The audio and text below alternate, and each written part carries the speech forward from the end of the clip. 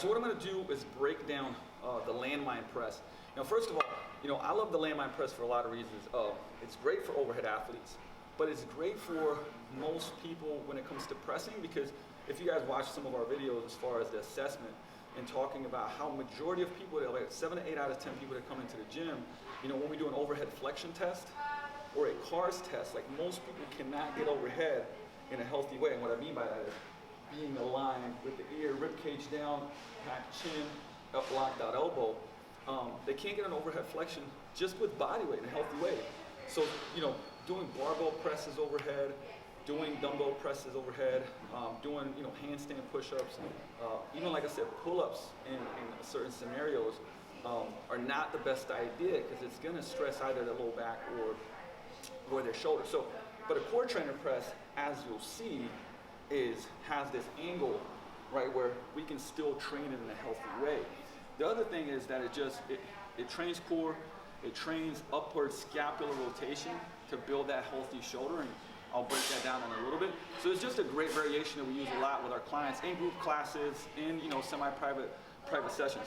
Now, I'm doing a half kneeling position. So think of it this way, for most people, once you get them standing, if I was standing right here doing a core trainer press, they may be extended, right? So a half kneeling position is a better position for a lot of people to just train that core, that good position. So I'm gonna actually break down how we do this first, because once again, you could be in a half kneeling position and be having your hips fly out, still arching, doing a lot of stuff. So I like to set up this position to first keep the hips in place. So watch, step number one, I got this from Dr. Mark Cheng quite a while ago, is to align your hips. Right now, if I put my thumbs on my ASIS, which is the little bony part in the front, right? It's like just the geeky way of saying ASIS. You can see, look, one is way higher than the other one, right? Which means our hips are twisted.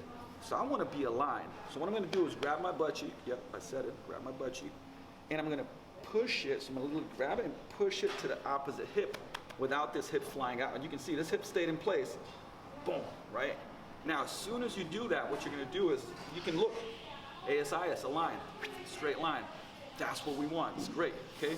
I'm also feeling my abs turn on right off the bat. This is a hard position for most people. It's the position we want. So I'm here, nice and aligned. My rib cage is down.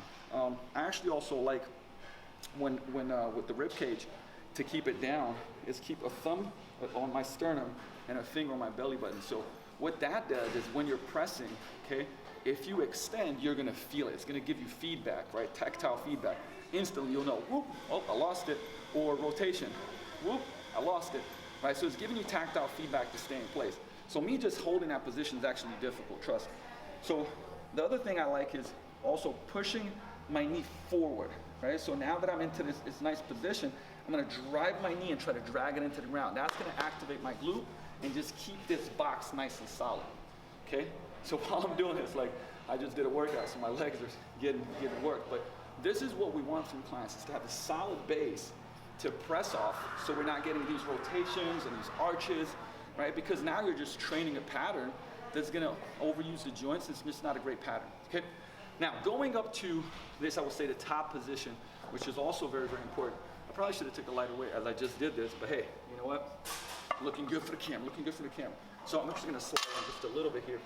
Okay, so watch, now I have that bottom base set up. I'm gonna come up into this position. A couple of things you're gonna see, okay? I don't keep the elbow down, okay? I bring it out a little bit. You almost should have about 30 degrees between the elbow and the rib cage.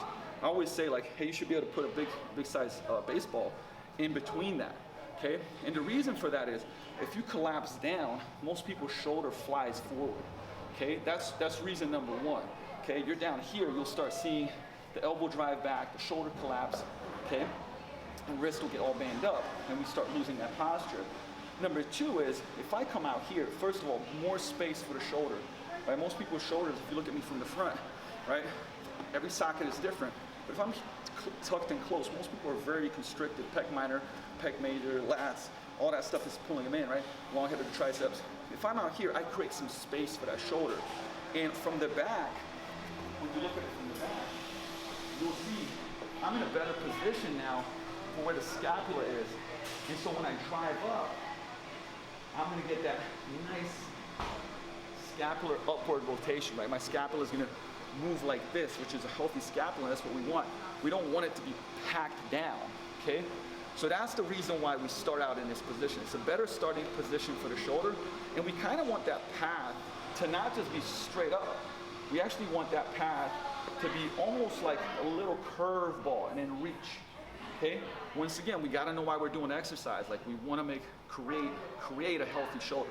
Okay, so you're gonna watch as I do 2 or 3 reps on this. I'm gonna do the setup just like I did before. So I'm gonna push that butt cheek in. I'm gonna pull that knee. Now my core is nice and engaged. I'm gonna get that thumb, I would say, into my belly. I'll say sternum, belly button. Bring that elbow out a little bit. Packed chin, rib cage is down, and press and reach a little bit. Control it back down. Okay. Control it back down. Yeah, it just has a little bit of sweetener. One more. Mainly why. So, a couple of things that are going on there. From the back of my body, so one of the things you also want to watch out for is if my shoulder flies behind my body, look what happens. If my elbow flies behind my body, look what happens to the shoulder. Collapses, okay? We don't want that. So the shoulder, the elbow should stay in line with the body, right? Because now we have this good, nice open position. At the top, when I press, I reach. And not only do I reach, because now I'm training that shoulder blade to function well, okay? And just because this is also one of the drills, like think about it, bench press, your scapulas are locked down, they're not moving, right? But we want the scapula to be healthy and move. So that's why this is a good drill. And also, what you'll notice is when I press at the top, okay, you'll see a lot of people do this, okay? Notice how I'm not reaching, okay, and extending. And what you'll see is, now I'm moving to my lumbar spine, right? So I'm pressing, staying upright and extending, and it's going into my low back. But if I press and reach and almost tilt forward a little bit, right? I have a better range of motion, and it actually, instead of being at maybe just 110 degrees, right? We go a little bit higher into flexion in a safe way, okay? Now, you'll notice too, I like for there to be control. So think push-pull. So as we reach and drive up, now controlling down and pulling down. Press, pull, almost like you're doing like a pike pull-up, right? Because it's not a complete overhead pull-up. We're pulling down here, right? Time under tension. And look, we can do push presses with this. You can do jerks with the landmine press, but your foundation should be quality movement and getting this exercise down and having a solid foundation. Remember, rib cage down, right? We talked about that, how to get that. Hips aligned, okay, so hips aligned, rib cage down, chin packed, right? So we don't want to do that forward head posture, okay? And elbow comes out, nice space, about 30 degrees here. As I press up, I reach and lean a little bit, okay? And then I pull back down, get in position. I'm also pulling this knee forward. Now you might be going like, holy crap, that's a lot of stuff, right? But if we create a standard for an exercise, the standard should be excellence. It should be great. It's really easy to go like, it's all right, right? And then all of a sudden you got this going on, and people arching and forward head posture. And now you're just practicing repetitions in a crappy way. And guess what? You do a lot of reps in a crappy way, that becomes your standard, that becomes the norm. And now all of a sudden it's like, hey, you got nagging injuries, you got stuff going on. So this is an incredible, fantastic exercise in a lot of different scenarios. But once again, just like anything, you know, it's not just what you do, it's how you do it. So we're gonna keep doing more videos of how you do it, you know, and why. Why, so you get the reasoning behind it, because I want you to get, you know, feel better, perform better, look better, and do it without pain, right? I mean, do it without nagging injuries, and do it for the long term, so you can train for forever and not have to deal with stuff and go like, oh, I'm gonna beat up with training. So that was the landmine half kneeling press. You know, the way we progress it, go to tall kneeling, we go to standing staggered, right? And the thing is, the same thing goes for the upper body. The reason we started half kneeling is because we really want to train that trunk to be in a good position.